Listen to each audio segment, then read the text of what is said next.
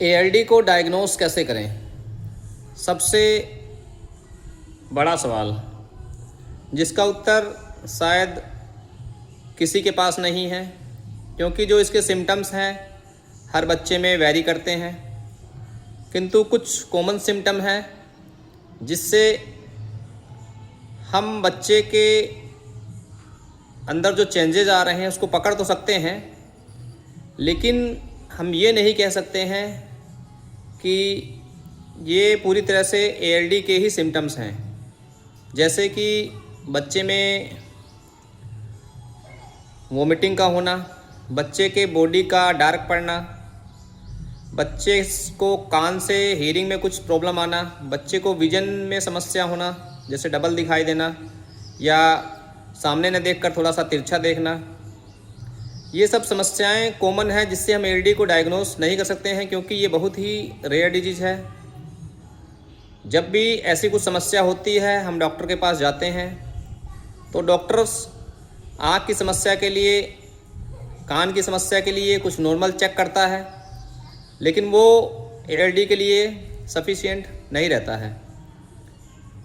ALD को अगर diagnose करना है तो फिर जेनेटिक टेस्ट, एमआरआई ब्रेन या फिर एंडोक्राइनोलॉजिस्ट कोर्टिसोल, एसीटीएच आदि टेस्ट जब तक नहीं करेगा तब तक हम नहीं जान सकते कि बच्चे में एडिनोल्यूकोडिस्ट्रोफी के सिम्टम्स बन रहे हैं। डॉक्टर्स के पास जाने पर ये कुछ कॉमन जांचें ही हो पाती हैं, और कोर्टिसोल, एसीटीएच की जहाँ बात है, अगर बच्चे के बॉडी में कलर संबंधी कुछ समस्या है, वोमिटिंग की कुछ समस्या है, तो डॉक्टर्स ये टेस्ट करता है। और इसमें फिर अगर समस्या आती है, हार्मोन्स कम बन रहे हैं, तो फिर इसे एडिशन डिजीज़ के नाम से जाना जाता है।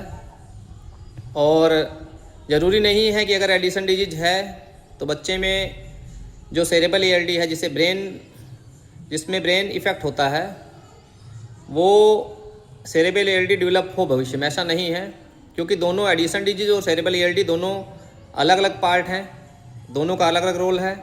कुछ बच्चे ऐसे होते हैं जिसमें सेरेब्रल एएलडी डेवलप होता है लेकिन एडिशन डिजीज़ नहीं होता है। बहुत सारे बच्चे ऐसे भी होते हैं जिसमें केवल एडिशन रहता है, सेरेब्रल एएलडी डेवलप नहीं होता है। और बहुत सारे बच्चे ऐसे भी हैं जिसमें दोनों एडिशन और सेरेब्रल एएलडी दोनों साथ चलता है।